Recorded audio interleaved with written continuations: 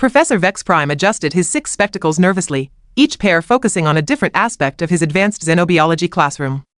Today was special. Today, he would finally introduce his prized possession to his students at the Galactic Academy. His pet Deathstalker, affectionately named Spike, coiled around his chitinous arm like a living bracelet of pure terror. Attention, larvae. Vex-Prime clicked his mandibles together sharply. Today, we study the apex predator of the void sector. Behold, the magnificent Deathstalker. 23 alien students from various species turned their multitude of eyes toward their professor. The Zephyrians fluttered their wing membranes excitedly. The Graxians extended their sensory stalks for better viewing. Even the usually bored Plutonians perked up their gelatinous forms. Spike, however, seemed less than thrilled about the attention. The creature measured roughly 4 feet of segmented nightmare, with razor-sharp claws that could slice through titanium and a stinger that produced venom capable of dissolving a small moon. Its obsidian carapace gleamed under the classroom's artificial lighting, and its compound eyes surveyed the room with predatory intelligence. As you can observe, Vex-Prime continued proudly, the Deathstalker possesses 12 distinct methods of terminating organic life. Its primary hunting strategy involves, the classroom door hissed open, everyone froze. Even Spike went completely still. A human walked in, not ran. Not stumbled. Not teleported in using emergency protocols. Walked. Casually. Like this was perfectly normal. Sorry I'm late, Professor, the human said, completely oblivious to the sudden shift in atmospheric pressure. Traffic was murder on the transit rings. Vex-Prime's 6 pairs of spectacles nearly fell off his face simultaneously. 23 alien students collectively held whatever they used for breathing. And Spike? Well, Spike did something that defied every biological textbook ever written about apex predators. Hid, the 4-foot terror of the galaxy, the creature that had single-handedly decimated 3 mining colonies, the living weapon that made hardened space pirates wet themselves, was now cowering behind Professor Vex-Prime's left ankle like a frightened pet. The human, meanwhile, plopped down in an empty seat and pulled out what appeared to be a notebook. Cool lizard thing, Professor. Is it venomous? It looks venomous. My cousin back on Earth has a gecko that looks kinda similar, except smaller and less, murdery. Professor Vex-Prime opened and closed his mouth several times, producing sounds that resembled a broken air recycling unit. His students stared in various states of shock, confusion, and what could only be described as existential crisis. That's Marcus, whispered Lyra 7, a crystalline who sat in the front row. He transferred here last week from the Sol System. The Sol System, squeaked Blix, a small tentacled whose species had evolved specifically to avoid dangerous situations. But that's where the humans come from. I know. Lyra 7 whispered back urgently. I heard he once ate a Carolina Reaper for fun. What's a Carolina Reaper? Asked Zorn, the class's resident Graxian. Some kind of chemical weapon they consume voluntarily. Meanwhile, Marcus was still completely unaware of the panic his presence had caused. He squinted at Spike, who was now practically trying to merge with the professor's leg. Is your pet okay, Professor? It seems kinda nervous. Maybe it needs some water? Or whatever apex predators drink. Blood? I don't really know the care and feeding requirements for murder lizards. Vex-Prime finally found his voice, though it came out as more of a croak. This is highly irregular. Spike has never displayed submissive behavior. Ever. He once stared down a void kraken without blinking. Marcus said thoughtfully. Maybe he's just having an off day. My neighbor's cat acts weird sometimes too. Though, granted, Mr. Whiskers has never killed anyone. That I know of. The casual way Marcus discussed murder made several students faint on the spot. The Plutonians immediately began liquefying in stress, which was never a good sign. Spike, for his part, had now completely disappeared behind the professor's robes, leaving only the tip of his stinger visible. Even that was trembling. Perhaps, Vex-Prime stammered, we should postpone today's demonstration. Class dismissed. The stampede that followed was impressive, considering half the species present didn't technically have legs. Students rolled, slithered, oozed, and teleported their way out of the classroom with unprecedented speed. Marcus remained seated, looking genuinely puzzled. Was it something I said? I was just trying to be friendly. Back home, we always say hi to the classroom pets. Professor Vex-Prime stared at this human in horror and fascination. Here was a species that had somehow managed to intimidate the galaxy's most feared predator simply by existing in the same room.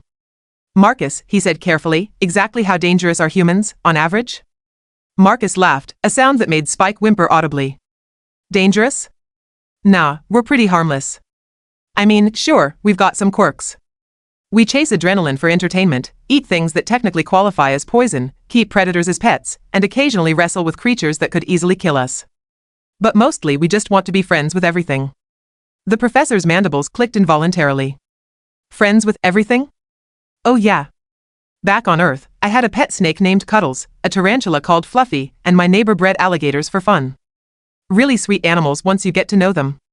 Spike made a sound that could only be described as a whimper of pure existential dread. The next morning, Professor Vex-Prime arrived at his office to find a crowd of faculty members waiting outside his door. Word had spread faster than a plasma leak about yesterday's incident. Dean Karoth 9, a massive behemoth whose species had conquered 14 star systems before breakfast, was pacing nervously. Vex-Prime. We need to discuss this human situation immediately. What situation? The professor asked, though he already knew. Spike was currently hiding inside his briefcase, refusing to come out. The situation where your Deathstalker, a creature that makes grown void pirates weep, turned into a trembling leaf because a human said hello, squeaked Dr. Mirafor, the Academy's leading expert on predatory behavior. Professor Vex-Prime sighed through his breathing slits. Perhaps we should conduct a controlled experiment. You know, for science. Are you insane? Dean Karoth 9's massive form shuddered. That human casually mentioned wrestling with predators. For entertainment. He also said they were harmless, Vex-Prime pointed out. He said they keep alligators as pets. Dr. Mirafor's tentacles writhed frantically. I looked up alligators in the database. They're living fossils designed purely for killing. Humans domesticated murder incarnate and called it fun. At that moment, Marcus wandered down the hallway, carrying what appeared to be a steaming cup of liquid death. Morning, everyone, he called cheerfully. Beautiful day for learning, isn't it? Every single faculty member immediately pressed themselves against the walls, creating a clear path down the corridor. Marcus walked through the gap, completely oblivious to the terror he was inspiring. Oh, Professor Vex-Prime. How's Spike doing today? Still feeling under the weather? From inside the briefcase came a muffled sound of pure despair.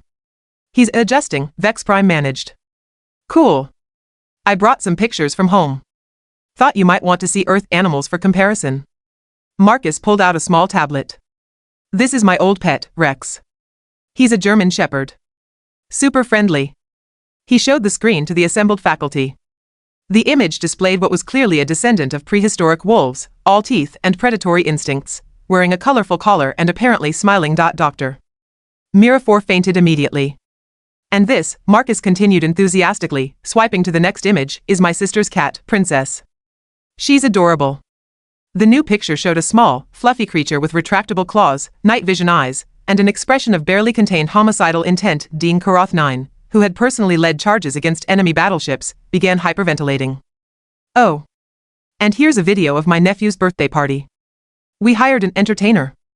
The video showed a human adult voluntarily placing his head inside the mouth of what the database identified as an Earth crocodile, while small human offspring cheered with delight. Professor Vex-Prime's 6 pairs of spectacles all fogged up simultaneously. Humans, Marcus explained helpfully, have been doing this stuff for thousands of years. We call it entertainment. This particular guy is a professional. He also wrestles bears on weekends. Bears, whispered someone from the crowd of faculty that had now gathered. Oh yeah. Big, furry, omnivorous mammals with claws like knives and enough strength to crush a vehicle. Some humans keep them as pets too. There's this famous sanctuary where humans literally hug bears.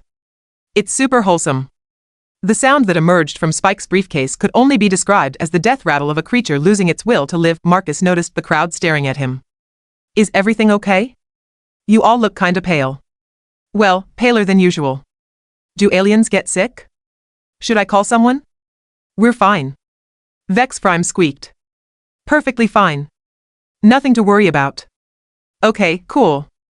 Oh, before I forget, I wanted to ask about the cafeteria. They don't seem to have any spicy food. Back home, I usually eat ghost peppers with my morning eggs. You know, just to wake up the taste buds. Any chance they could add some Carolina Reapers to the menu? Maybe some habaneros for the mild stuff? The entire hallway fell silent except for the sound of various species trying not to pass out. You eat chemical weapons, voluntarily? Dr. Mirafor had apparently regained consciousness just in time to hear this revelation. Chemical weapons? Marcus laughed, and the sound made several windows crack. Nah, just peppers.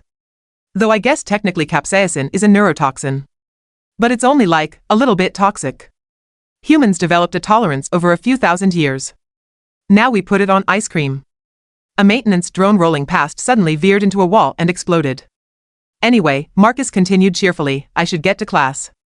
Professor Clixate is teaching us about dangerous stellar phenomena today. Should be fun. See you later, Professor.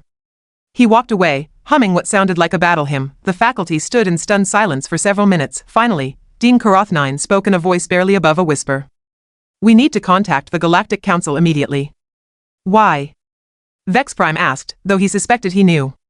Because, the Dean said slowly, we've just learned that humanity didn't conquer their homeworld despite being surrounded by apex predators. They conquered it because they are the apex predators. They're not just dangerous. They're so dangerous that danger runs away from them. From the briefcase came a small, defeated chittering sound. Spike agrees, Professor Vex-Prime translated. And if a Deathstalker thinks humans are terrifying, then by the 7 moons of Arcturus, what does that make us? The answer, as they were all beginning to realize, was very, very lucky that humans apparently just wanted to be friends.